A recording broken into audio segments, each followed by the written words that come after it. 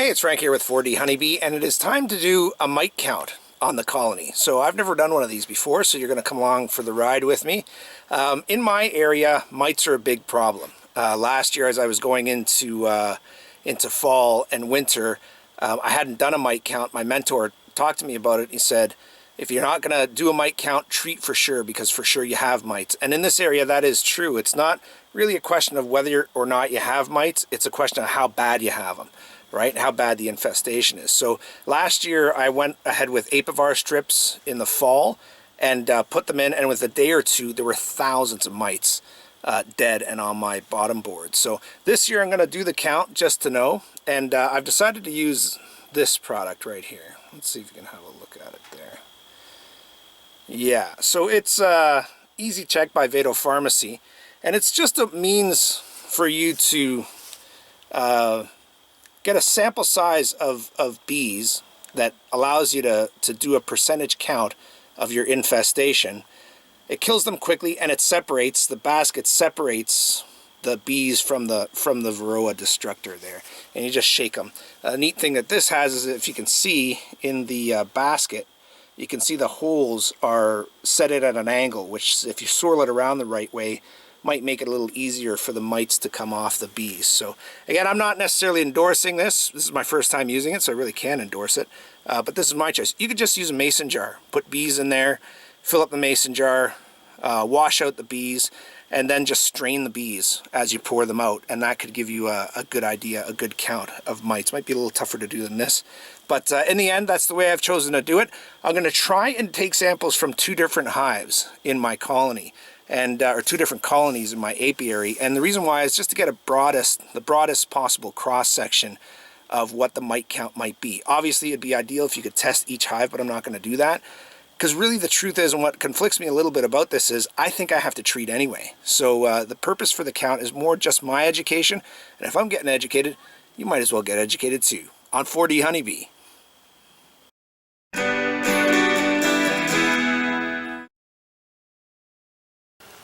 Okay, so here we go with the mite count. Now I've chosen this hive to be my first hive to try on because it's a single brood box, single brood chamber. And that means I'm more likely to be able to spot the queen. I'm going to try and spot the queen so I can isolate her. I've even gotten this handy dandy queen cage to try to be able to trap the queen if I do find her.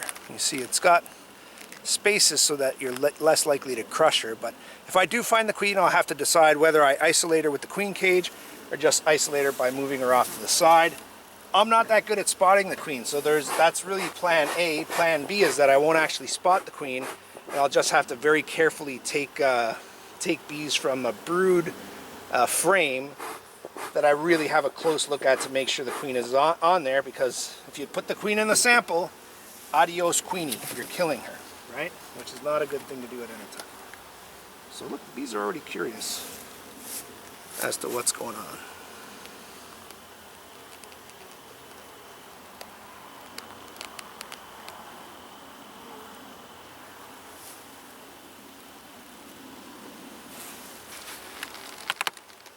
Okay, let's see what's going on here.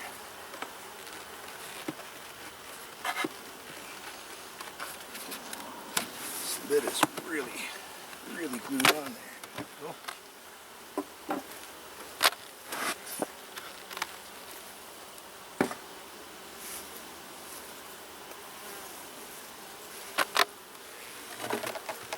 Wow. Lots of bees up here. Holy smokes. So we got to start looking for the queen right off the bat here, because she could be up here. You never know.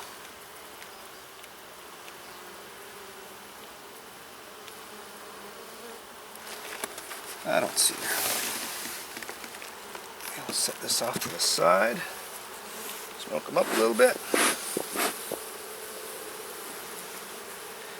It's a nice day out here. It's 20 degrees Celsius, which actually it's just a little less. It's 19 Celsius. Which comes in around 66, 67, maybe 68 Fahrenheit. Sorry, I don't have the exact number down, but it's close enough. It's for the next couple of weeks, we're not going to have any significant heat trends. It's all seasonal, which makes the conditions really good for mite treatment. And as I said before, I've never seen mites on the bees, right? You know, but they're here. I've never seen deformed wings either. I've done inspections specifically looking for that. Oh my goodness, look at all that honey. Boy, oh boy. Wow, look at that. They are jamming it up with honey. Getting ready for winter. Okay, I'll look for the queen on the lid here. Let me know if you spot the queen, okay?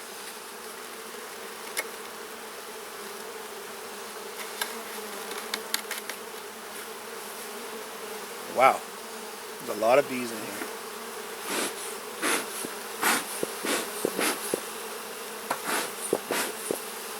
This hive has been pretty calm, but it's fairly late in the day. It's around, I think it's 5 o'clock in the afternoon. I wanted to specifically come in the evening, or later on in the afternoon, evening, because my plan was to actually do the mite treatments today.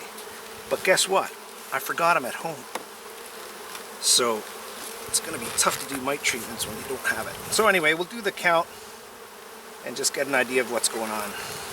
Anyway, just want to go really slow with this frame. I'm already rolling bees here. This frame was placed really close to the side of the box, so it's not easy to pull out without hurting bees. Gorgeous honey frame that's being filled up as we speak. Looking for the queen here. Again, you want to take bees, your sample bees, from a brood frame, not a honey frame, because varroa grow in and on the larva as well as attaching themselves to bees once they're born. Take a look at this bee. I'm trying to decide whether it's actually planted its stinger in my leather glove. Oh, no, it hasn't. No, I might be thinking about it, but it hasn't yet. These bees, they sting you with these gloves on. You actually feel it. At least I do. It doesn't feel like a regular sting. It's not as powerful. But you know it's there, that's for sure. Okay, let's move this along, shall we? A lot of bees here.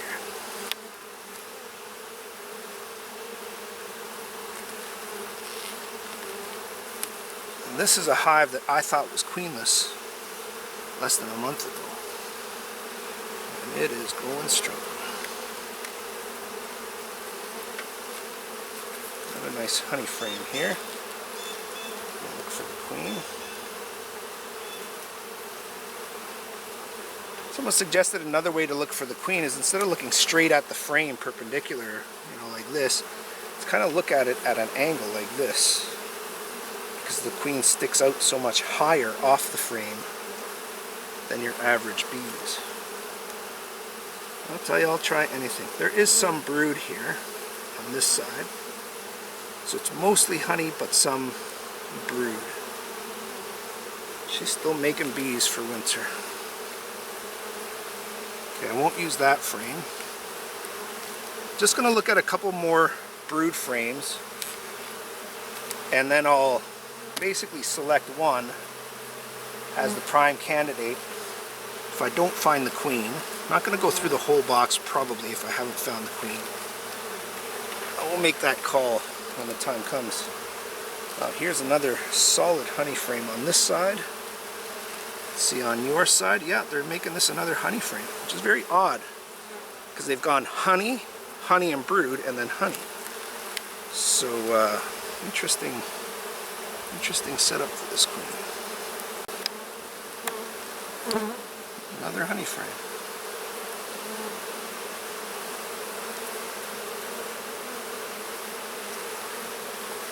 There's a nice brood frame here.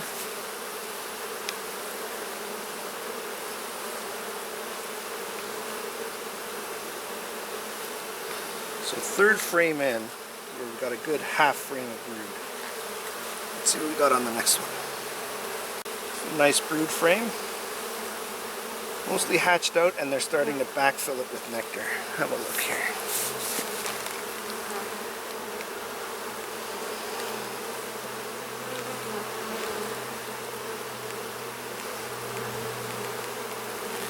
See the other side? Well, again the same. Hatched out brood, rest of it being filled in with nectar. Let's take a look for the queen here. Another nice brood frame here.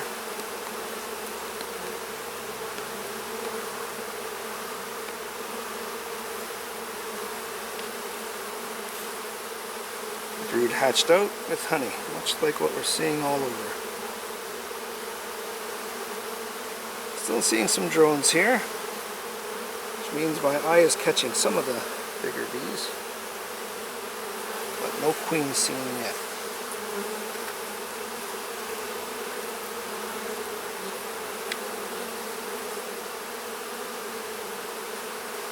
You're more expecting to see the queen on a frame that's open and has freshly laid eggs in it. Now I'm hearing piping sounds, and the odd time in my videos people tell me they've heard piping sounds, and I just heard it.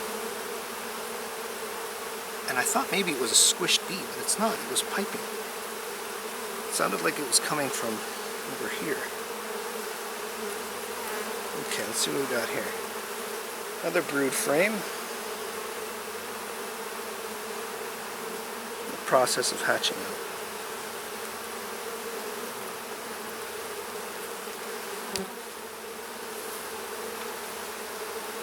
Same thing on this side. It's hatching from the inside out. So you see they've already filled in the inside with nectar.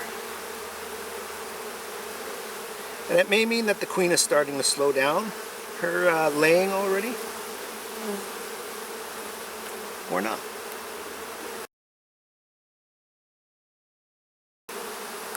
Lots of bees landing on me today for some reason. Check it out.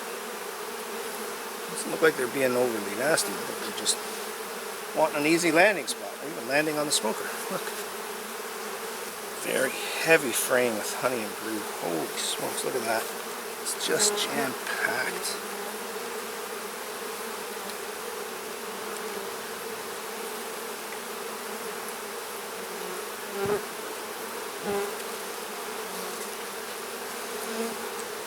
For the queen here, anywhere.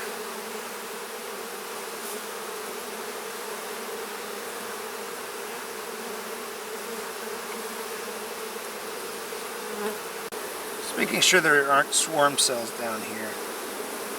There are a lot of bees covering. I couldn't really see what they were, but they're not swarm cells. See the queen? One more frame to check. It's an outside frame. And it's not likely she'll be out there. I'm going to keep this frame out because this will be my sample frame if there's nothing on the next frame. And how do we go with this? Oh shoot. Well, the lid just fell there. Hit the camera, tripod. No damage done, it looks like. I don't think the bees on the lid liked it very much, mind you. Okay. So another frame of honey. And just a small amount of brood on the inside of it. Look at that. Just a little patch of brood there on the inside of it. See it there? Outside is all honey. Okay, so I haven't been able to find the queen. So I'm going to look at the frame that I have outside the box right now. And take a really close look for the queen on there. If she's not on there, that's going to be my sample. Now the pressure's on.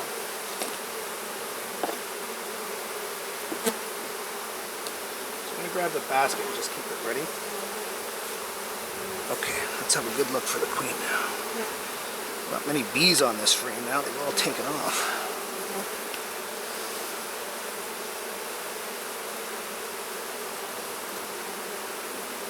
Now I look at this frame and I don't really know, is that 300 bees there? Probably.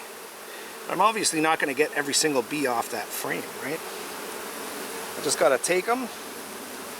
The one thing about this is you got lines on the inside of this basket. There are markers that mark off 200 bees and 300 bees. So that's basically how you know. And of course it's approximate, but it gives you a standard to measure by, right? So let's have a focused look here for the queen, and I'm going to take my sample off here. Just looking from left to right, working my way from the top to bottom. Just trying to look at the types of movements that a queen does.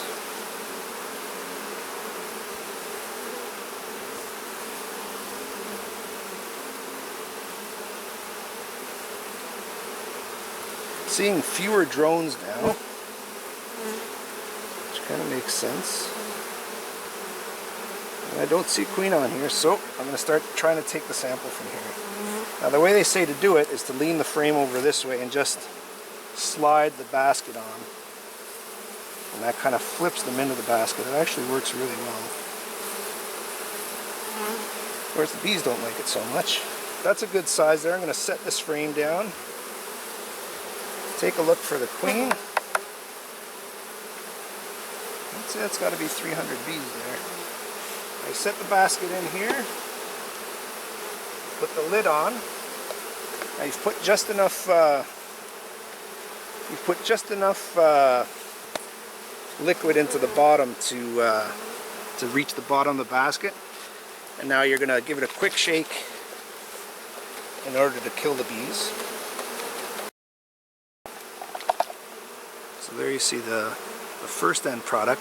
Now you pour enough alcohol and water mixture in there to cover up the bees. Now, depending on what you read, some sources say 25% alcohol mix, others say up to a 70% alcohol mix. So I'm doing 50-50 alcohol water.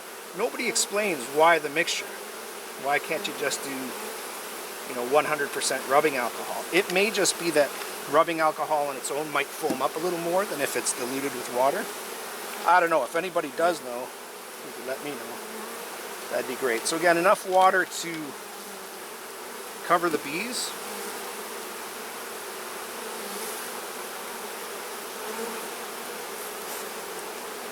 And now we shake for a good 2 minutes. And now this is where, now you're shaking in order to separate the mites from the bees, right? So I'll start with just a vertical shake here, and in the end I'll end up swirling them for the second minute, just so that it's more likely that those grooved holes in the side of the basket can trap and separate the varroa destructor from the bees. One thing I'm going to do now, just using common sense here, is you can see there is a bit of a leak to the container. So instead of shaking it around the hive, which would add mortality if I mess it up, I'm just going to move off to the side a bit.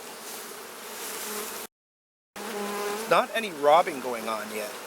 It's interesting. Usually at this time of year, that's when the robbing really starts, anytime you open the hive. But so far it's...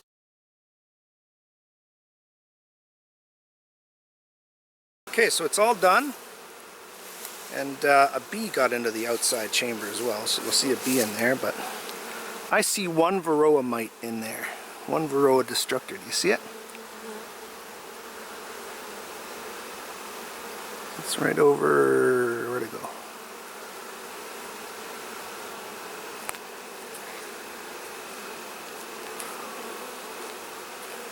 Which I'm actually pretty surprised at the low count. So that's, less than 1%. By Yellow Jacket. That's less than 1% infestation, which is really good. If it was 300 bees in there and only one varroa mite. So that's it for the first sample. I'm going to button up this hive now. I'm going to look through these bees and make sure the queen is not in there again. And first test was quite satisfactory. Okay, so I went back and looked at the sample of bees that I sacrificed for that test, and I counted them out. There were 200 bees there, almost exactly, like 198. So my one mite per 200 bees comes out to 0.5% infestation. So here in Ontario, they recommend you start treating at 3%. So I'm very surprised that number is as low as it is. Now, Is there any difference between the fact that I sampled just a single brood box? Yes, probably. It could be that these other hives that have been established for 2 years now have a greater mite count because they've been here for 2 years longer. Now that's only assuming that the mites that come from the breeder, if you will, are clean or cleaner. Don't know. That's something I've got to ponder to see if that's a flaw. But even with that, I would still treat that single hive body box. What I might just do is just give it a half treatment instead of a full treatment. But let's see what happens here. I'm going to run the sample again. Overall, I'm very happy with how this product worked. It certainly was easy. It spilled a little bit, as you can see, but it just means you have to be careful with how you use it so that you're not killing bees unnecessarily. So let's see what this hive brings us now. I've moved your angle back a little ways so that hopefully you can see.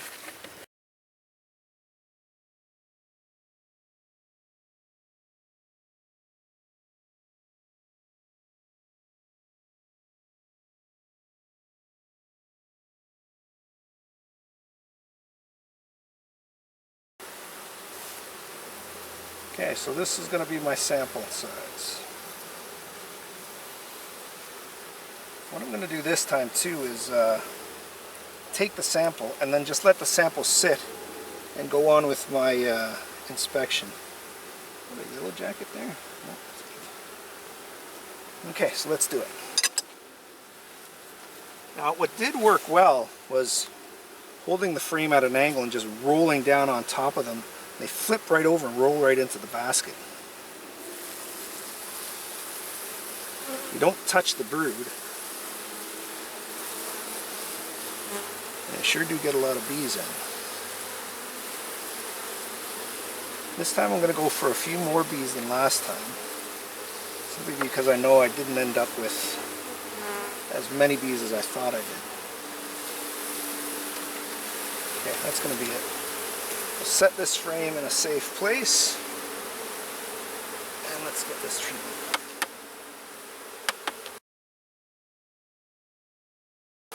Just going to button this hive back together and get to finishing the mite treatment. Okay, so now we see that the sample has expired, right? And I'm going to just check, I'm going to pat them down, tap them down. I shouldn't really do that in a hive. It's not a smart idea. And I mean, they're definitely at the 300 line. You can just barely see it there. You see that line there, just on the far side wall? Here, I'll show you. Look, there's 2 lines on the far wall. One is 200 and one is 300. So there definitely looks like closer to 300 bees here. So now we need to pour the alcohol and just going to adjust the camera here. The alcohol and water concentration to cover the bees and then give them a shake.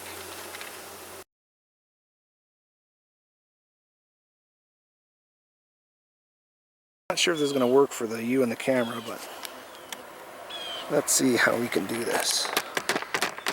Okay, so there's the stinger.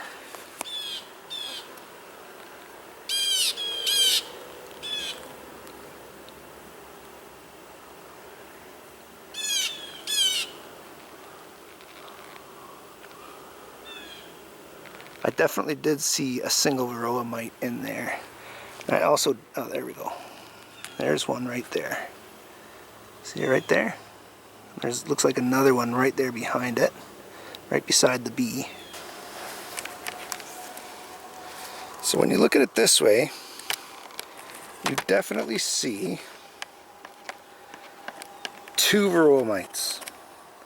Take a look at them. They're the red specks that you see down there on the left side. And they're very definitively varroa mites. You can actually even see the little legs on them. So here's something I learned on the go that should be really helpful. Take your sample cup and put it through a sieve or put it through even a little piece of paper towel. You see the 2 red specks there? That's Varroa mite for sure. So that way you can have a closer look, and if you're not sure, carefully empty a bit of the sample out. So what I did was I just poured the sample really slowly. Oops, how do you enjoy the sky?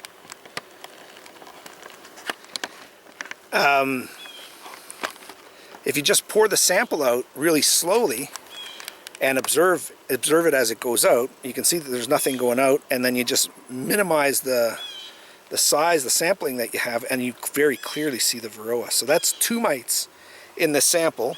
Now I'm going to go and count out the number of bees, but I can tell you whether it's 200 or 300, it's again a fraction of 1%.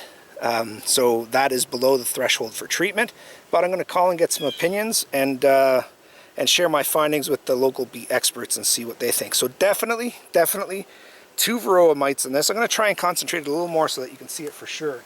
I can't really tell what you see on the camera. So there's one trapped right up against that little wall there, right there. And the other one. The other one's floating around, it's right here. See it? Right beside the drop.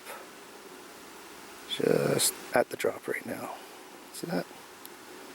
So 2 Varroa mites. So again, a really good learning process for me. I hope it was a learning process for you too, because I've never done it before. My findings, shocking to me. Shocking that there were that few mites. What I may want to do is treat one colony with a 7-day treatment of max quick strips and see how many mites fall on the board. Beauty of having these removable bottom boards is that you can clean the board, start your treatment, and then see what falls down on it. That's what worked for me last year. Saw a lot of mites there. So not as bad as I thought.